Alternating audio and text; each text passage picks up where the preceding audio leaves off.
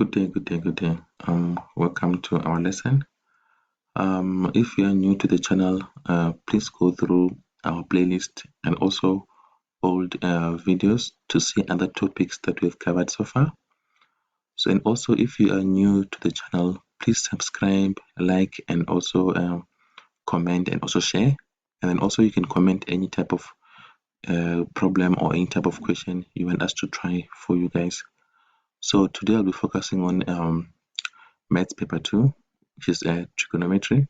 So I've got one question which I received from a grade 11 and a grade 12 learner. So those two were studying together trigonometry, and then they gave me this question.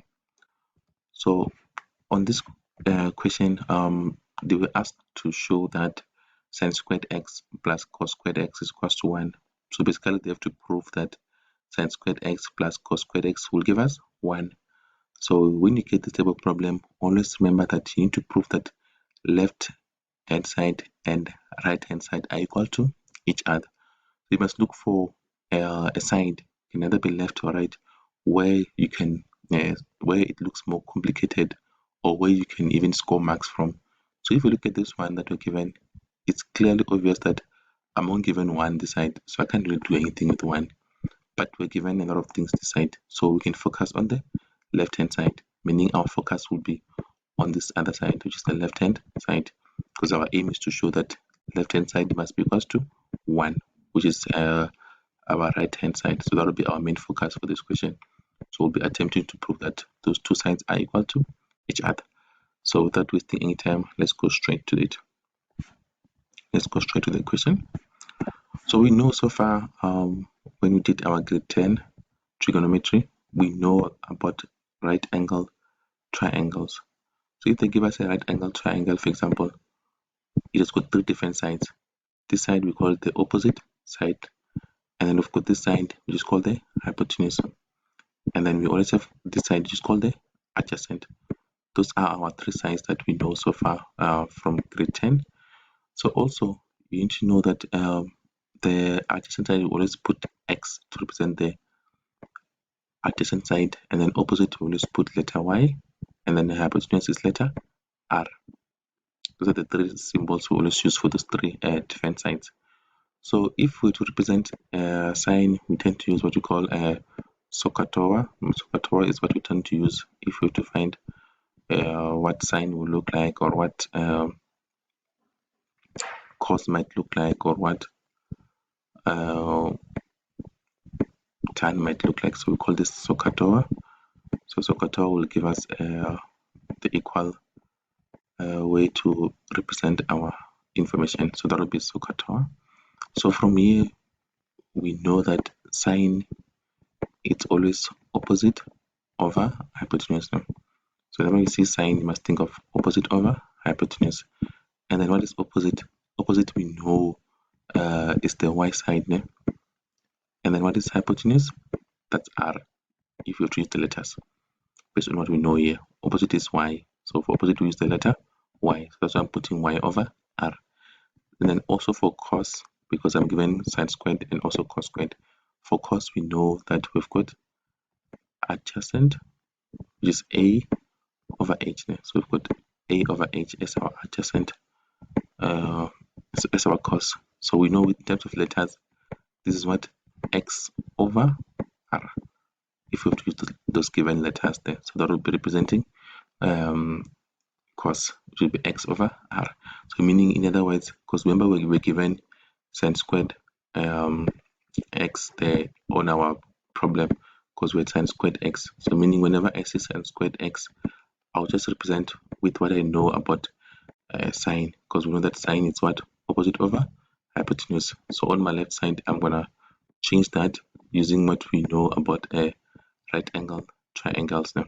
So this will be my left hand side, which I'm gonna focus on. The left hand side now, which we'll be focusing on. So now wherever I see sine, I'm gonna put that now. So I see sine here, so I'm gonna put y over r now, and then square it now. And then we continue where we see cos, we're gonna put x over r and also squared now, because that's what we are given as our problem. So that would be that over that squared. So that should be the first step that we know. So we are doing that first step using what we know about right angle triangles now. So from now onwards, we need to also remember the aim is to prove that those two sides are equal to each other.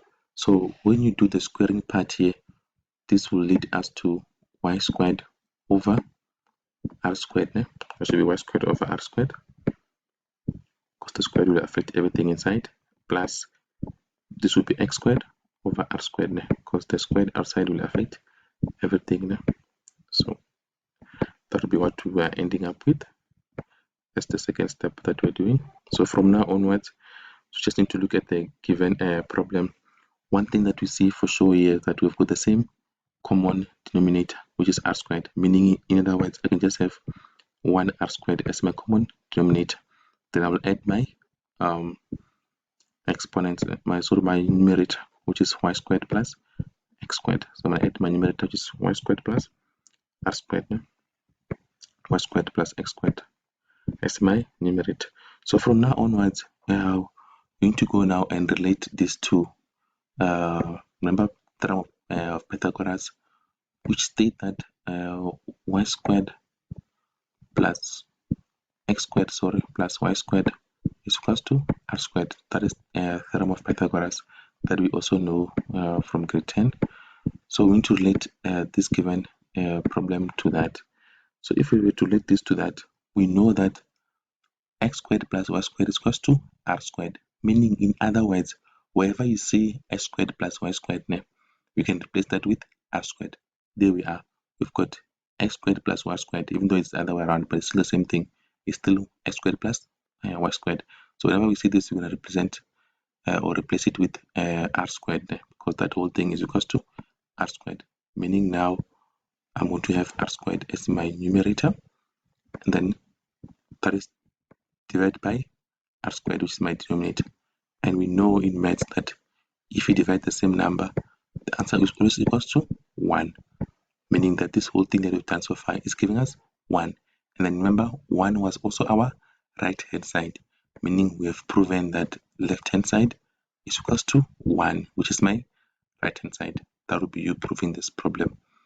So yeah, I hope this was helpful to everyone.